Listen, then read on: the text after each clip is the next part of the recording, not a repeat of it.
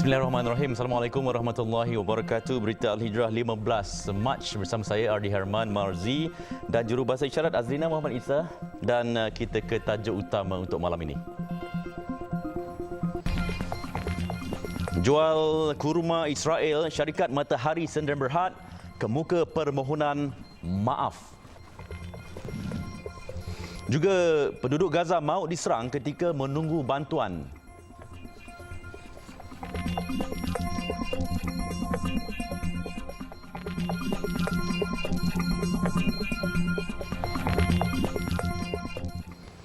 Selepas pendedahan berita Al-Hijrah berhubung penjualan kurma Israel sehingga membawa kepada rampasan oleh Jabatan Kastam, syarikat pengimport dan pemborong Matahari Sdn Bhd mengemukakan permohonan maaf. Syarikat itu dalam satu kenyataan menjelaskan bahawa pihaknya terlepas pandang berhubung pelabelan produk dari Israel dan hanya menyedari kesilapan itu selepas isu berkenaan tular di media sosial. Menjelaskan lebih lanjut, syarikat berkenaan telah menerima penghantaran pelbagai makanan termasuk kurma terbabit daripada pembekal di Greece pada Jun 2022. Syarikat itu kemudian melabel setiap produk mengikut negara asal barangan dan terlepas pandang sensitiviti rakyat Malaysia terhadap negara haram Israel. Selepas tular di media sosial berhubung isu penjualan kurma berkenaan, syarikat itu dihubungi pelbagai pihak untuk mendapatkan penjelasan sebelum bertindak segera mengarahkan penjual menarik semula produk terbabit. Syarikat itu juga memaklumkan bahawa Matahari tidak pernah secara sedar atau sengaja memesan produk atau menjalankan sebarang perniagaan dengan Israel dan tidak pernah melanggar sebarang peraturan. Malah pihaknya tidak menyokong Israel dalam apa cara sekalipun. Sebelum ini, berita Al-Hijrah mendedahkan syarikat terbabit telah bertindak menjual kurma dengan label produk Israel secara terbuka. Susulan itu, Jabatan Kastam Diraja Malaysia JKDM telah merampas 73 pek buah kurma yang berasal dari Israel dalam satu serbuan di sebuah gudang penyimpanan makanan pada Selasa lepas. Penghasilan kurma Israel hakikatnya adalah bukti penganiayaan terbesar Zionis terhadap Palestin. Sumber ekonomi negara haram itu dijana hasil daripada rampasan tanah dan eksploitasi tenaga dari rakyat Palestin. Menurut aktivis Palestin M. Syahul Hamid, rakyat Palestin dikerah habis-habisan meskipun gaji mereka dibayar terlalu rendah. Bumi Palestin ini sangat subur, sangat subur, di mana industri perladangan adalah satu industri yang sangat besar, seperti industri penanaman oren, penanaman buah kurma, buah zaitun, buah anggur dan lain-lain buah-buahan. Jadi dia mempunyai satu industri yang besar. Tapi ironinya ataupun sayangnya ialah tanah-tanah ini telah dirampas daripada rakyat Palestin dan dikendalikan oleh pendatang haram Israel. Dan yang bekerja di dalam tu adalah orang Palestin sendiri dengan gaji yang amat sikit.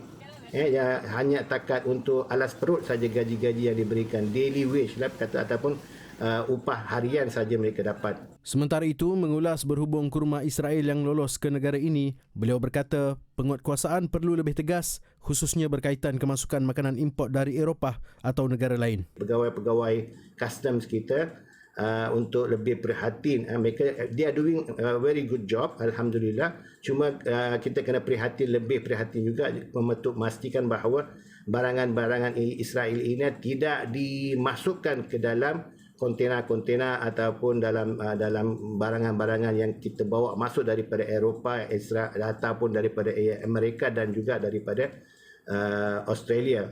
Bukan saja barangan-barangan makanan yang kering ataupun buah-buahan, tetapi juga barang-barang seperti daging. Awal minggu ini, berita Al-Hijrah mendedahkan kurma dari Israel dijual secara terbuka di pasaran tempatan. Sehari selepas pembongkaran itu, Jabatan Kastam merampas 73 pek kurma organik Jumbo Medjool Dates yang secara jelas tertulis berasal dari Israel.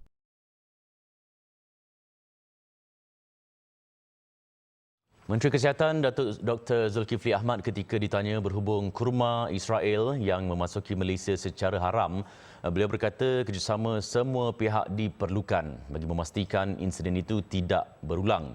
Kementerian Kesihatan katanya hanya bertanggungjawab dari segi keselamatan dan kualiti makanan. Kita akan cek, akan kita bagi maklumat segera nanti. Ya, memang dari segi amalan kita buat pemantauan di pintu-pintu masuk. Ya, kita perlukan satu campur tangan bersama ya, custom ya. Ya, kita ni KKM ni bertanggungjawab dari sudut ya kualiti keselamatan makanan, itu tanggungjawab kita. Adapun dari sudut-sudut lain, it takes the whole of government approach ya. Sementara itu, mengulas berhubung trend kurma butter, ini jawapan beliau. Kalau halnya makanan itu paling prinsip yang pertama adalah everything in moderation. Apapun mesti dalam keseimbangannya. Ya, kurma betul, ya, butter pun bagus, kurma bagus, tapi everything must be in moderation. Itu saja prinsip utama dalam keseimbangan makanan ya. Jadi tidak ada masalah kurma, butter ke atau apapun kreativiti dan inovasi persiapan makanan rawatan ini. Beliau berkata demikian selepas melancarkan kick-off Ops Kebersihan dan Keselamatan Makanan Bazar Ramadan 2024 di Bazar Ramadan Perisin 3 Putrajaya. Sementara itu, Datuk Seri Dr. Zulkifli akan menjalankan siasatan terhadap sebuah gerai di bazar yang dilaporkan menjual sup daging yang berbau dan didakwa mengandungi telur lalat di Melaka. Kita pasti habis siasatan. Kalau dah masuk paper pasti. Kita mengharapkan dari laporan, ya pun kita akan mengambil pasti. Kita pasti akan mengambil tindakan ya. Ya, kita akan mengambil tindakan terus ya. Ya, terus akan diambil ya. Terus update dan terus tindakan diambil. Kuasa kita on the ground, dia on ground zero. Sebelum ini tular di media sosial seorang pelanggan menerima sup daging yang mempunyai telur lalat serta berbau. Datuk Seri Dr. Zulkifli turut menyarankan agar pengguna melaporkan aduan melalui kod QR yang ditempatkan di setiap bazar Ramadan. Kementerian Perdagangan Dalam Negeri dan Kos Sara Hidup KPDN mengesahkan tiada perkataan non-halal ditemui pada paket minyak masak di sebuah premis di Balakong sebagaimana yang tular baru-baru ini. Pengarahnya Muhammad Zuhairi Mat Radi bagaimanapun menjelaskan ketiadaan logo serta penandaan halal pada bungkusan minyak berkenaan adalah disebabkan sijil pengesahan halal Malaysia SPHM syarikat telah tamat tempoh. Jelas Muhammad Zuhairi, Jabatan Agama Islam Selangor JAIS telah mengambil tindakan kes di bawah Perintah Perihal Dagangan iaitu Perakuan dan Penandaan Halal 2011 ke atas syarikat pembungkus atau premis tersebut kerana menggunakan logo Halal Malaysia tanpa kebenaran pihak berkuasa berwibawa sebelum ini.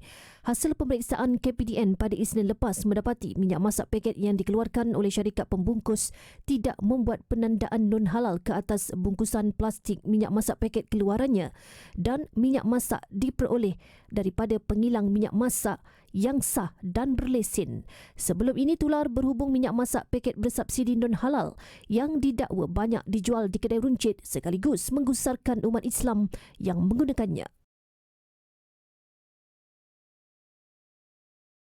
Baik, selepas 9 hari tragedi bot karam di Sungai Batang Baleh berhampiran SK Lepong Baleh, mayat Konstebel Iskandar Ibrahim akhirnya ditemukan hari ini. Jabatan Bomba dan Penyelamat Malaysia memaklumkan mayat berusia 28 tahun itu dijumpai terapung oleh orang awam sekitar jam 11.30 pagi tadi di kawasan Seputin, kira-kira 2 km dari lokasi bot karam.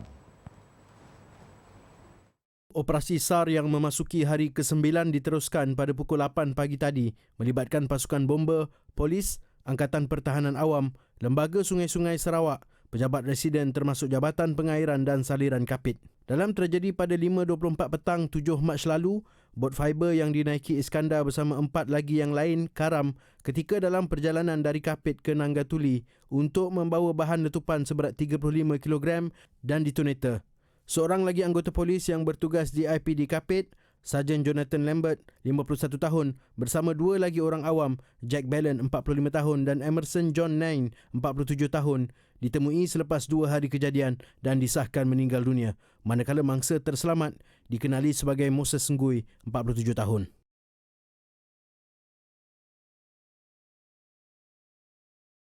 Sebanyak 23 kes strok haba direkodkan Kementerian Kesihatan sejak minggu epidemiologi pertama sehingga ke-11 tahun ini. 2 kes terbaru yang dilaporkan adalah di Sabah dan di Kedah. Sekarang adalah kita namakannya sebagai minggu epid yang ke-11. Epid ke-11 ya? Epid ke-11 ni kita ada baru 2 kes lah. Jadi kalau kita ikutkan total untuk stroke haba ni, masa sekarang ni kita telah mempunyai total 23 kes. Maksudnya ini adalah kes yang 23. mana masuk datang kepada hospital kita lah. Yang ini adalah merupakan total yang sekarang ni. Tambah beliau, 1 kes dilapor serius dan pesakit sedang dirawat di Langkawi, Kedah. Beliau berkata demikian pada sidang media selepas menghadiri pelancaran kick-off kebersihan dan keselamatan makanan Bazar Ramadan 2024 di Bazar Ramadan Persin 3 Putrajaya. Sementara itu, Jabatan Kesihatan Perak terima 7 kes berkaitan strok haba sehingga semalam. Pengerusi Jawatankuasa Kesihatan Negeri, A. Sivanesan berkata mereka alami gejala dehidrasi dan pengsan serta seorang daripadanya alami sawan. Pendedaan kepada cuaca panas dalam tempoh yang lama dan kurang minum air boleh memudaratkan kesihatan. Gejala penyakit akibat cuaca panas melampau adalah sakit kepala, keletihan, kekejangan dan rasa mual. Keadaan lebih teruk adalah sehingga mengakibatkan dehidrasi, kekeliruan dan koma. Beliau berkata demikian pada majlis pelancaran operasi keselamatan makanan sempena bulan Ramadan peringkat negeri Perak di Bazar Ramadan Perkarangan Stadium Perak. Mengulas lanjut, A. Sivanesan berkata kesemua kes dirawat di Hospital Raja Permaisuri Bainun dengan 6 kes sudah sembuh. Punca kejadian adalah disebabkan oleh aktiviti fizikal di luar bangunan semasa cuaca terik. Sivanesan dalam pada itu menasihatkan orang ramai terutama pesakit kronik dan warga emas sentiasa berwaspada dengan cuaca semasa. Tambahnya bagi yang berasa sakit kepala, dehidrasi dan lemah boleh segera ke hospital untuk mendapatkan rawatan.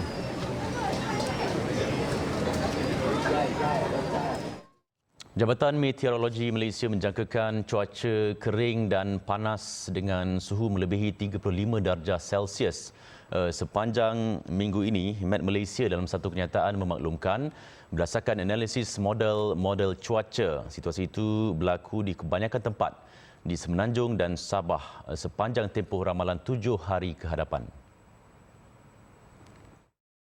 Semalam, Met Malaysia telah mengeluarkan amaran cuaca panas tahap berjaga-jaga di 10 kawasan Semenanjung Malaysia dan 1 di Sarawak. Antara kawasan di Semenanjung Malaysia yang terlibat ialah Perlis, Kedah iaitu Kota Star, Pokok Sena, Padang Terap, Pendang, Sik dan Baling, Hulu Perak, Perak dan Raub Pahang, manakala di Sarawak pula melibatkan Limbang. Suhu panas tahap berjaga-jaga dikategorikan apabila suhu maksimum harian sesuatu kawasan itu mencecah 35 hingga 37 darjah Celsius sekurang-kurangnya selama 3 hari berturut-turut. Bagaimanapun, ribut petir berserta hujan lebat dan angin kencang masih berpotensi berlaku di Sarawak pada sebelah petang dan boleh berlarutan hingga pagi.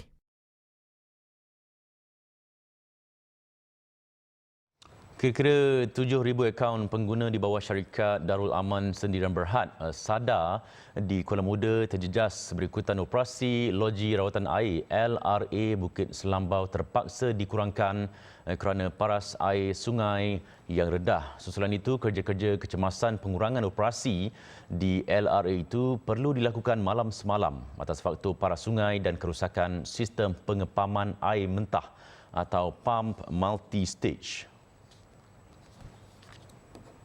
Kawasan yang dijangka terganggu ialah Sungai Division, Ladang Bukit Hijau, Ladang Sola, Ladang Ayam, Taman Kelisa, Taman Keliseria, Zon Anggrek Aman Jaya, Sungai Petani Fasa 4, 5 dan 6, Sungai Petani Haik dan kawasan sekitarnya. Jelas sadap penggunaan multi-stage pump diperlukan apabila paras sungai rendah bagi mengelakkan gangguan operasi LRA Bukit Selambau. Sebagai langkah penyelesaian, SADA memasang 2 unit pump multi-stage dengan segera bagi mengelakkan gangguan operasi LRA Bukit Selambau yang akan mengakibatkan gangguan bekalan air kepada pengguna. Sementara itu, bantuan bekalan air melalui lori tangki akan disalurkan kepada pengguna yang terkesan.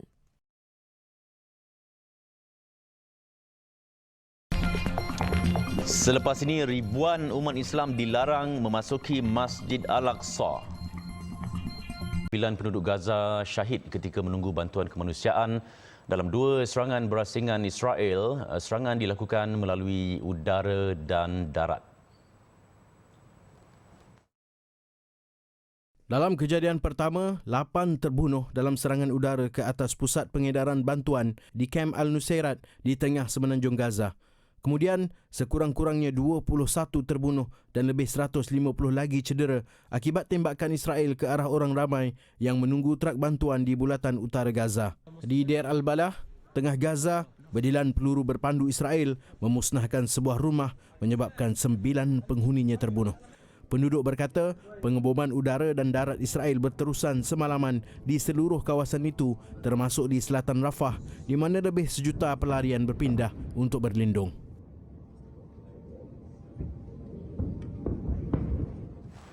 Kebuluran memaksa penduduk Gaza bertindak di luar kawalan. Trak yang membawa bekalan bantuan sering diserbu dan bantuan dibawa lari.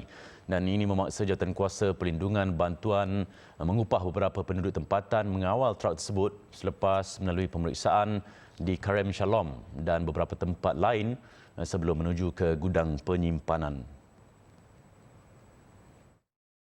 Beberapa orang pengawal keselamatan berkenaan membawa kayu berhulu besi berkawal di kawasan pemeriksaan trak bantuan kemanusiaan. Malah ada yang membawa batu bagi memastikan tiada pihak yang mengganggu trak tersebut. احنا هنا اولا من لجان الحمايه الشعبيه لتامين الشاحنات تصل للنازحين واخواننا في غزه وتمر بسلام منعا لقطاعين الطرق والحرميه من انزال المساعدات عن الشاحنه. Sementara itu, berpuluh penduduk berkejaran mendapatkan guni tepung yang terjatuh dari trak selepas melalui lintasan Rafah. Setakat ini, kebuluran telah menyebabkan 27 orang maut kerana kekurangan nutrisi dan bekalan air bersih. Kebanyakannya adalah kanak-kanak.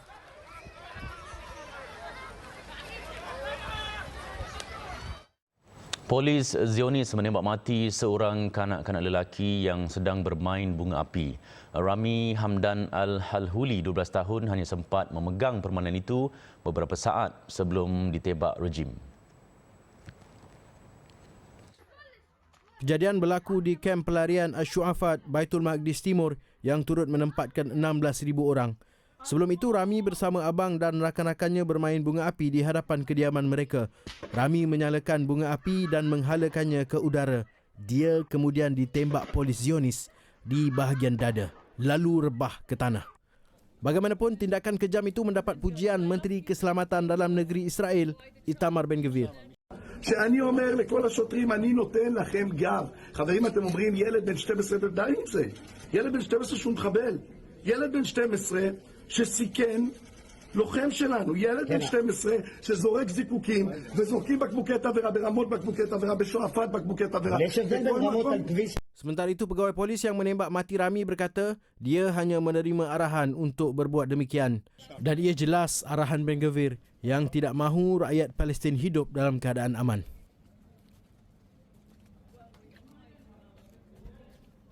Beribu-ribu umat Islam dilarang memasuki Masjid Al-Aqsa untuk menunaikan solat Jumaat pertama dalam bulan Ramadan. Israel mendakwa jemaah tersebut tidak mempunyai permit. Setelah beratur dan melalui pemeriksaan ketat oleh pasukan keselamatan Israel, ramai jemaah tidak dibenar menunaikan solat Jumaat. Antaranya warga tua yang dilihat ditolak secara kasar oleh tentera Israel sedangkan dia tidak memberi ancaman kepada Zionis. Malah mangsa yang dilihat memakai tongkat dihumban ke tepi setelah bertengkar dengan tentera kerana bertegas untuk memasuki Masjidil Aqsa. Sementara itu, seorang warga tua menunjukkan bantahan dengan membaca Al-Quran di hadapan pintu masuk pemeriksaan. Dalam pada itu, Kementerian Luar Palestin mengutuk keras tindakan Israel kerana memasang penghalang besi di 3 gerbang masuk menuju Masjid Al-Aqsa.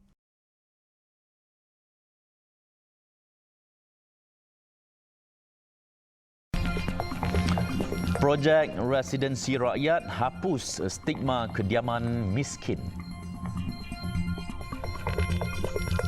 Dan Sarjana Islam Eropah mengusulkan agar Malaysia mengambil inisiatif merangka strategi berkesan dalam menentang kemarahan Islamofobia. Perdana Menteri Datuk Seri Anwar Ibrahim berkata perkara itu dibincangkan ketika pertemuan beliau bersama rakan-rakan pemikir dan Sarjana Islam Eropah di Berlin, Jerman semalam. Antara yang terlibat adalah International Institute of Islamic Thought (IIIT), Arab World Institute dan Middle East and Mediterranean Research Centre (SURMOM). Menerusi perkongsiannya di Facebook, beliau berkata pertemuan itu menyentuh beberapa perkara, antaranya peranan sarjana dan cabaran baru berhubung Islamofobia di Eropah ketika ini. Turut dibincangkan adalah langkah-langkah yang perlu diambil bagi menangani permasalahan tersebut, terutamanya di Barat. Datuk Seri Anwar kini dalam lawatan rasmi 6 hari ke Jerman bermula 11 Mac lepas.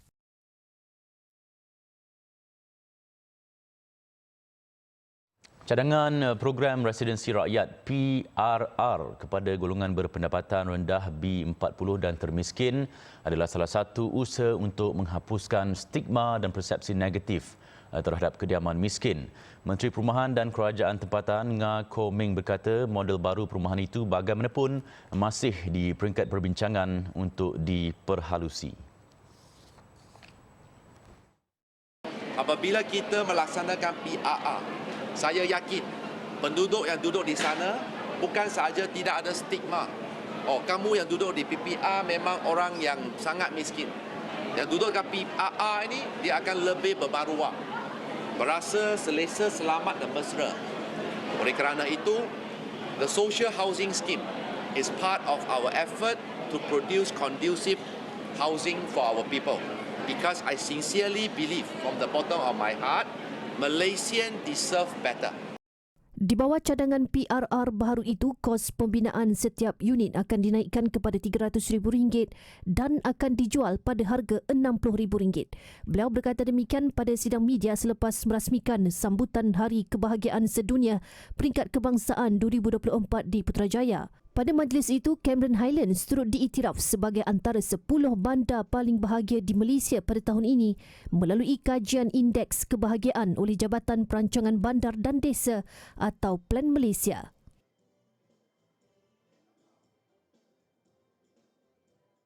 Mari sama-sama kita contohi akhlak terpuji baginda sallallahu alaihi wasallam dengan menjadi mukmin yang paling pemurah khususnya dalam bulan Ramadan. Riwayat Imam Bukhari, Nabi sallallahu alaihi wasallam seorang yang paling pemurah dan menjadi lebih pemurah pada bulan Ramadan. Jadi mari berwakaf kepada pembinaan kompleks tahfiz anak-anak mualaf yang pertama di Malaysia dengan nilaian RM350 per kaki persegi sebagai bekalan saham pahala di akhirat kelak.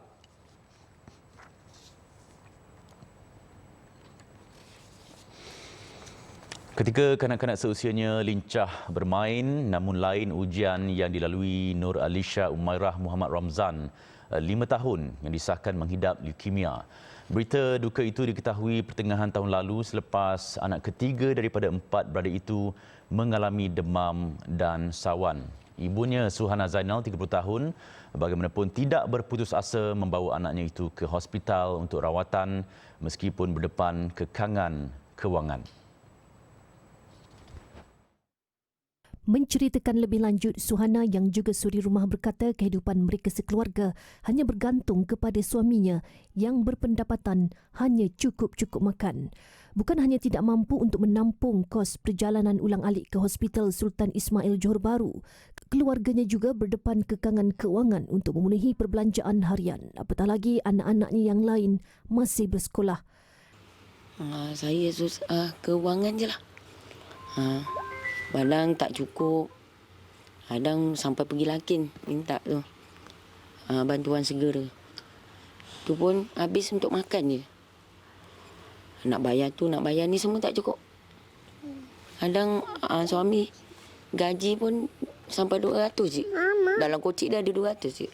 Memandangkan keluarga ini ada kalanya terputus bekalan makanan. kisah hidup mereka mendapat perhatian sebuah pasaria di Johor yang tampil menghulurkan bantuan barangan dapur dan keperluan lain bernilai RM1,000. Jadi kami pun berharaplah mereka di luar-luar sana tu harap kita dapat bersama-samalah membantu keluarga Puan Suhana ni, sebab keluarga ni pun beberapa kali pun terputus bekalan makanan, lepas tu anak mereka pun ada punya penyakit kanser darah.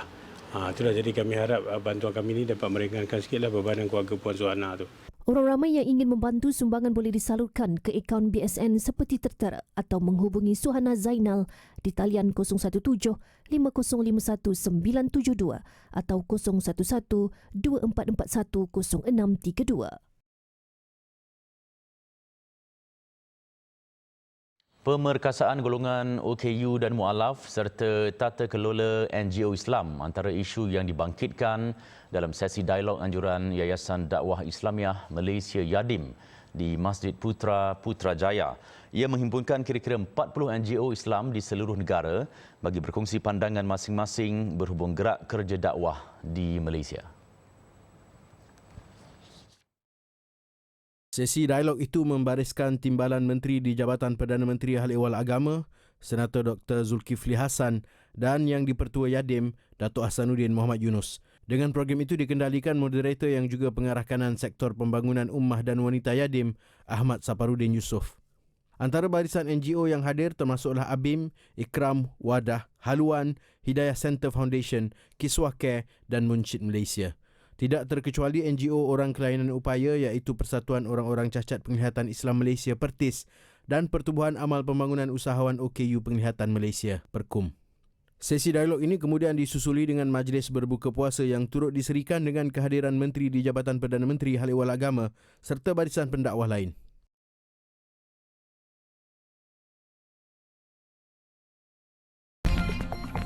Pasaran halal global dijangka bernilai $5 trilion menjelang 2030.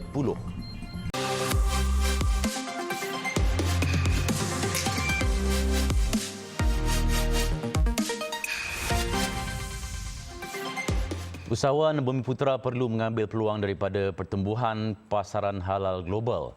Pasaran itu dijangka bernilai $5 trilion Amerika bersamaan 23.4 trilion ringgit menjelang 2030. Sumbangan industri halal kepada keluaran dalam negara kasar KDNK 2023 direkodkan 7.9% dan dijangka meningkat kepada 8.1% menjelang 2025. Namun kurang separuh iaitu hanya 3,652 daripada 9,162 syarikat memegang sijil halal dimiliki Bumiputera. Ekspor produk halal pula mencatatkan 53.72 bilion ringgit iaitu 3.8% daripada 1.43 trilion ringgit jumlah ekspor negara. Namun hanya 6.1% daripada nilai itu atau 3.26 bilion ringgit sahaja disumbang pengusaha Bumiputera. Proses pensijilan digital, peruncitan moden serta promosi antarabangsa antara usaha menggalakkan pembabitan Bumiputera dalam sektor itu. Bagaimanapun, menurut pensyarah Institut Perbankan dan Kewangan Islam, Universiti Islam Antarabangsa Malaysia UIAM, Dr. Nazrul Hazizi Nordin, sistem kewangan Islam perlu menggalas tugas menyediakan sumber pendanaan inklusif dan mampan. Jelasnya, langkah itu penting bagi menggarap potensi besar industri halal domestik dan luar negara. Aset kewangan patuh syariah mencecah $666 bilion Amerika atau 3.1 trilion ringgit pada 2022, letakkan Malaysia sebagai pasaran ketiga terbesar kewangan Islam dunia selepas Iran dan Arab Saudi.